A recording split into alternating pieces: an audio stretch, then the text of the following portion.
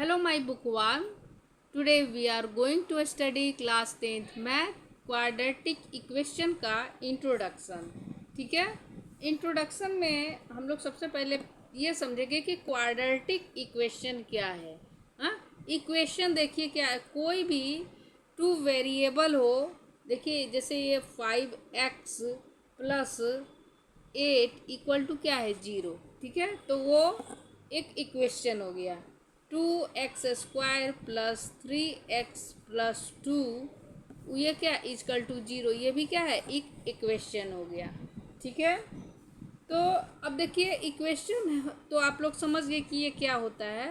अब देखिए क्वाड्रेटिक समझने के पहले आप देखिए एक होता है लीनियर इक्वेशन. ठीक है, लीनियर इक्वेशन. और फिर दूसरा क्या होता है क्वाड्रेटिक इक्वेशन. और फिर क्यूबिक होता है. ठीक है ना, आप लोग जानते होंगे, शायद पहले पढ़े भी होंगे, आप लोग को याद नहीं हो. लीनियर इक्वेशन में क्या होता है कि वेरिएबल का हाईएस्ट पावर 1 होता है. ठीक है, जैसे कि अभी हम देखे हैं 5x प्लस 8. ठीक है, यहाँ पे 5x प्लस 8 इक्वल टू 0. तो वेरिएबल कौन सा होता है x y z, जिसका वैल्यू चेंज होता रहा है. और ये सब क्या है, 5 क्या है, 8 क्या है, कांस्टेंट है. ठीक है, तो वेरिएबल का हाईएस्ट पावर अगर 1 है तो वो लीनियर इक्वेशन में आता है. ठीक है, तो इसमें x है और x का पावर यहाँ पे और तो वेरिएबल है नहीं, इसका 1 है, तो ये क्या है लीनियर इक्वेशन में हो गया. ठीक है, अब देखिए quadratic equation 2x² plus 3x plus 2 equal to 0. इसमें देखिए वेरिएबल का हाईएस्ट पावर क्या है 1 है. हाँ, और लोएस्ट पावर क्या है 0 है. तो इसमें हम देखेंगे कि हाईएस्ट पावर वेरिएबल का क्या है. अगर क्वाड्रेटिक इक्वेशन है तो वेरिएबल का हाईएस्ट पावर 2 रहता है. क्यूबिक में वेरिएबल का हाईएस्ट पावर क्यू रहता है, 3 रहता है. जैसे कि एग्जांपल में ले लीजिए 3x³ plus 3x² plus 2x plus 5 equal to 0. ठीक है, इसमें x का हाईएस्ट पावर क्या है 3 है. ठीक है, तो ये क्या है क्यूबिक इक्वेशन हो गया. ठीक है, अब देखिए क्वाड्रेटिक इक्वेशन देखिए बुक में रहता है तो हम लोग आसानी से पहचान जाते हैं कि हाँ इसको कैसे सॉल्व करना है. ठीक है, मगर अगर एग्ज़ाम में आ जाए तो कैसे करेंगे कि अगर देखिए अगर किसी दो चीज़ का प्रोडक्ट दिया हो, फिर या दूसरा नंबर पे स्क्वायर करना हो. ठीक है, या फिर तीसरा क्या है एरिया निकालना हो, या फिर किसी चीज़ का मल्टीपल दिया हो, मल्टीप्लिकेशन, या फिर पाइथागोरस थ्योरम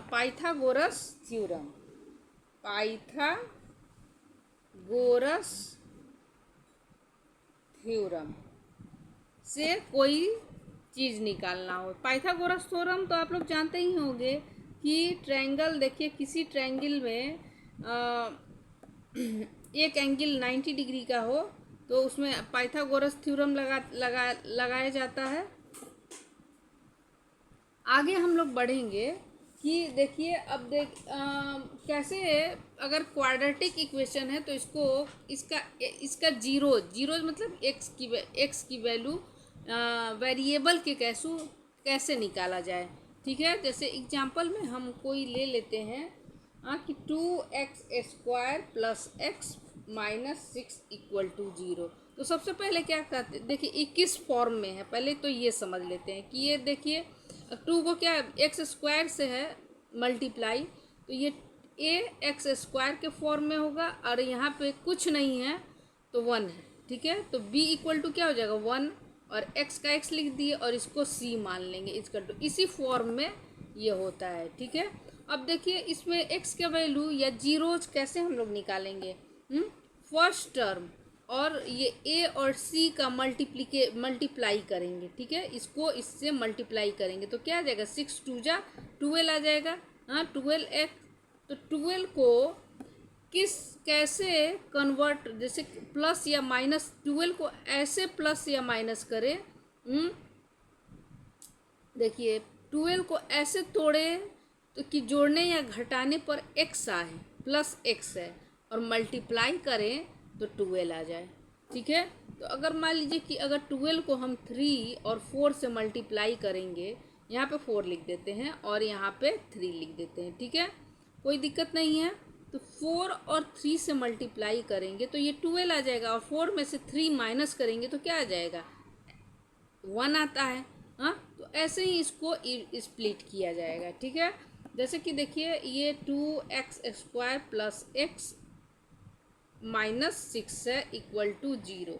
ठीक है, तो ये 2x का 2x लिख दिए, और प्लस में यहाँ पे 4x लिखते हैं। ठीक है, 4x माइनस 3x लिख देंगे, तो 4x में से 3x घटेगा तो यहाँ पे 1x बच जाएगा, और 4x और 3x से मल्टीप्लाई करेंगे हाँ तो यहाँ पे 12x² होगा। ठीक है, होगा ना। चलिए, तो समझ चुके हैं, नहीं तो इसको दोबारा वीडियो देखिएगा तो ये आसानी से आपको समझ में आ जाएगा। ठीक है, अब देखिए इन दोनों में कॉमन क्या है, 2 कॉमन है और x कॉमन है। यहाँ पे 2 और x कॉमन निकाल लेते हैं, तो यहाँ पे क्या बचा, x बचा, और ये 2 2 जा 4 और एक x बाहर आ गया। ठीक है, अब देखिए यहाँ पे -6 छूट गया है, लिख देते हैं। अब देखिए यहाँ पे 3 कॉमन है, 3 2 जा 6 यहाँ पे आ रहा है, तो ये पे -3 कॉमन ले लेंगे, तो 3 बाहर निकल गया तो ये x बच गया, यहाँ पे माइनस बाहर निकल आया तो प्लस 3 2 जा 6 इक्वल टू 0।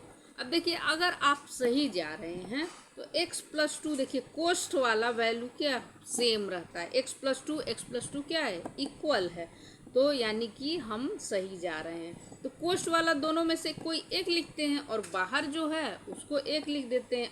देखिए कैसे लिखते हैं, 2x - 3 कोस्ट में कर देंगे, और इन दोनों में से कोई एक लिख देंगे, एक क्योंकि सेम है ये, x + 2 इक्वल टू 0। इसमें देखिए x की वैल्यू 2 आएगी, 2x - 3 इक्वल टू 0 हो जाएगा, क्योंकि ये मल्टीप्लाई में है, इक्वल टू के इधर आएगा तो ये डिवाइड हो जाएगा। ठीक है, तो ये 2x इक्वल टू 0, और यहाँ पे x इक्वल टू, ये माइनस में है, इक्वल टू के इधर आएगा तो प्लस में 3, और ये मल्टीप्लाई में है, इक्वल टू के इधर आएगा तो ये डिवाइड हो जाएगा। ठीक है, तो x की वैल्यू एक ये आ गई।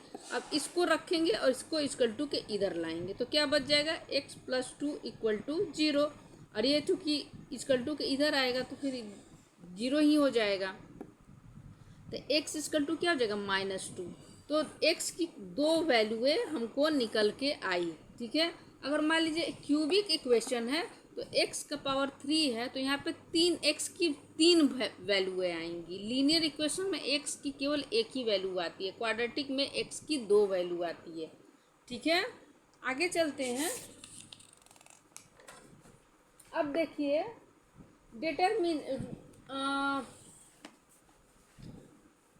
अब क्या करेंगे, नेचर ऑफ रूट। ठीक है, अब समझेंगे हम लोग nature of roots. Nature of roots में हम देखिए डिटरमाइंड कैसे निकालते हैं। ठीक है,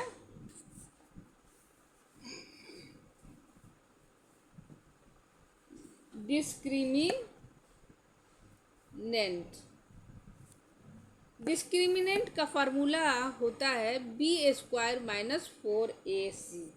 ठीक है, अब देखिए discriminant equal to d equal to b² - 4ac। कोई क्वाड्रेटिक इक्वेशन ले लेते हैं कि 2x² - 4x + 3। ठीक है, अब देखिए ये क्या है, क्वाड्रेटिक इक्वेशन, इसमें डिस्क्रिमिनेंट हमको निकालना है, तो d इक्वल टू क्या हो जाएगा, ये b, देखिए ये किस फॉर्म में है, पहले तो ये सब आगे मैंने बता दिया है कि ये किस फॉर्म में है, फिर भी आपको अगेन मैं बताती हूँ। ठीक है, तो ये ax² माइनस ये b, 4 को b मान लेंगे, और ये x और प्लस ये नंबर को केवल c इक्वल टू 0। ठीक है, तो a इक्वल टू क्या हो जाएगा, 2 हो जाएगा, b इक्वल टू क्या हो जाएगा, -4 हो जाएगा, और c इक्वल टू क्या हो जाएगा, ये +3 हो जाएगा। ठीक है, तो डिस्क्रिमिनेंट इक्वल टू क्या होता है, b² - 4ac। ठीक है, b कितना है, -4, तो ये -4 का होल स्क्वायर, -4 मल्टीप्लाई a कितना है, 2 है, मल्टीप्लाई c कितना है, ये 3 है। ठीक है, 4 का स्क्वायर करेंगे 16 और माइनस का स्क्वायर करेंगे तो प्लस हो जाएगा। तो ये 4 2 जा 8, 8 3 जा 24, तो डिस्क्रिमिनेशन क्या आया, -8।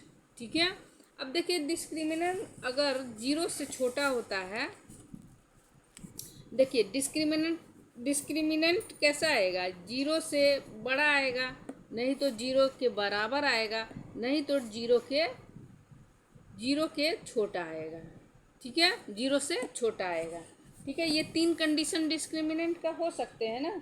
हाँ, तो पहला अगर मान लीजिए कि अगर ये बड़ा है, हाँ, तो लिखेंगे यहाँ पे 2 डिस्टिंक्ट रियल रूट होगा। ठीक है, कब, जब d बड़ा होगा 0 से। ठीक है, देखिए 2 रियल रूट, x की वैल्यू 2 आएगी कब, जब d 0 से बड़ा होगा। ठीक है, अब देखिए 2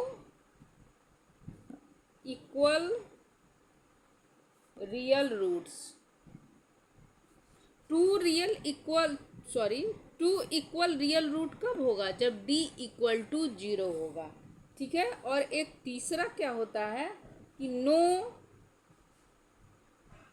रियल रूट इफ d छोटा होगा 0 से, यानी कि अगर ये x का वैल्यू कुछ भी नहीं निकलेगा, कुछ निकलेगा ही नहीं जब d 0 से छोटा होगा। ठीक है, तो यहाँ पे मैंने आपको ये समझा दिया है कि कैसे ये d इक्वल टू क्या है, -8 है, तो ये क्या है, d छोटा है, d छोटा है ना 0 से, -8 क्या होता है, छोटा होता है, तो इसका x की वैल्यू क्या, नहीं, इसकी x की वैल्यू नहीं, फाइंड ही नहीं होगी। ठीक है, अब देखिए एक और बता देती हूँ ये लास्ट का, कि ये solution of a quadratic equation by quadratic formula. ठीक है, क्वाड्रेटिक इक्वेशन का सॉल्यूशन क्वाड्रेटिक फार्मूला से भी हम लोग निकालते हैं। x की वैल्यू कैसे निकालेंगे, ये अगर देखिए -b ± root under b² - 4ac upon में 2a। देखिए b² - 4ac किसका है, b² - 4ac डिस्क्रिमिनेंट का है। ठीक है, इसको हम ऐसे भी लिख सकते हैं, x equal to -b ± root under d upon में 2a। ठीक है, अब देखिए इसको x की वैल्यू यहाँ पे 2 आएगी। ठीक है, एक प्लस में यहाँ पे प्लस करके लिख देंगे और एक माइनस, देखिए कैसे आता है, एक क्या हो जाएगा, ये -b रूट अंडर 3 अपॉन में 2a, और दूसरी वैल्यू क्या आ जाएगी, -b ± देखिए यहाँ पे प्लस है तो यहाँ पे क्या कर देंगे, अब माइनस कर देंगे, रूट अंडर d अपॉन में 2a, ये 2 वैल्यूएं आएंगी। तो चलिए एक एग्जाम्पल देख के हम लोग समझ जाते हैं। एग्जाम्पल में देखिए जैसे लेंगे x² + 7x - 60 = 0। ठीक है, ये किसके, अब देखिए यहाँ पे a इक्वल टू क्या होगा, यहाँ पे कुछ से मल्टीप्लाई नहीं है तो 1 से मल्टीप्लाई होता है। b इक्वल टू ये 7 और c इजकल टू क्या हो जाएगा -60। ठीक है, अब x की वैल्यू सबसे पहले तो हम d निकालेंगे। ठीक है, d इजकल टू क्या होता है माइनस b का b प्लस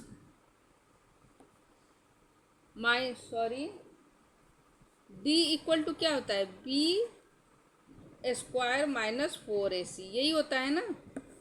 अब देखिए d इजकल टू यहाँ पे b क्या है 7 है, 7 का स्क्वायर कर देंगे 4, a कितना है 1 है और c कितना है -60।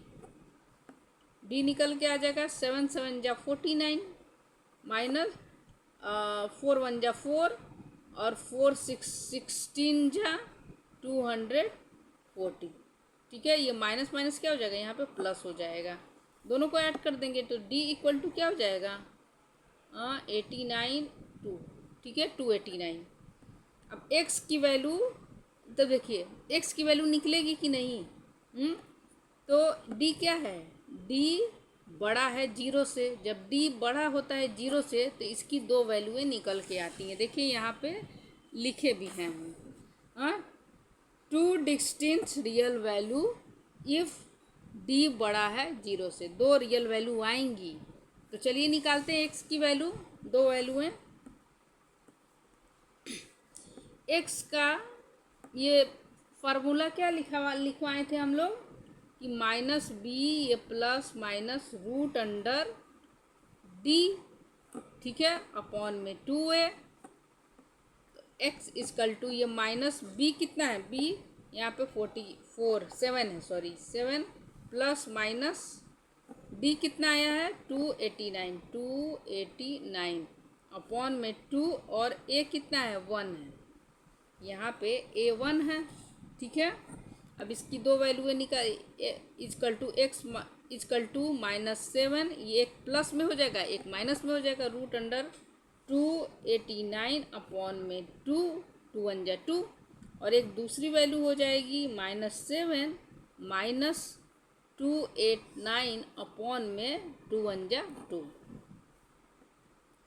तो देखिए x की वैल्यू ये -7 प्लस 289 किसका वर्गमूल है 7 इसको फैक्टराइजेशन करेंगे तो 17 मल्टीप्लाई 17 होगा। ठीक है, इसको तोड़ेंगे तो 17 मल्टीप्लाई 17 होगा। तो देखिए यहाँ पे आप लोग 10th में पढ़ते हैं तो इतना तो आता ही होगा आप लोग को कि 289 का हम 17 मल्टीप्लाई 17 लिख देंगे, ये पेयर होगा तो ये पेयर क्या हो जाता है स्क्वायर को काट देता है। ठीक है, तो 17 हो जाएगा। ठीक है, तो इसको अपॉन में 2 और यहाँ पे हम डायरेक्ट लिख देंगे। ठीक है, -7 और यहाँ पे -17 अपॉन में 2। ठीक है, x की वैल्यू या 7 -7 यहाँ पे देखिए प्लस है, यहाँ पे माइनस प्लस, चलिए सही है। तो प्लस यहाँ पे 17 अपॉन में 2, इसको पहले सॉल्व कर लेते हैं। ठीक है, x इजकल टू 17 में से 7 गया 10 अपॉन में 2 तो ये 5 टाइम में, तो x इजकल टू 5 हो जाएगा। और यहाँ पे x की वैल्यू यहाँ पे माइनस माइनस ये क्या जुड़ जाएगा तो ये 24 -24 अपॉन में 2 हो जाएगा, तो ये कट के -12 आ जाएगा। तो x इजकल टू क्या हो जाता है -12। देखिए x की दो वैल्यू, x की वैल्यू 5 आ गई और x की वैल्यू -2 आएगी। ठीक है, अब देखिए क्वाड्रेटिक इक्वेशन का हम लोग इंट्रोडक्शन तो पढ़ चुके हैं, अब 4.1 पिछले कल पढ़ेंगे हम लोग। तब तक के लिए थैंक यू बच्चों।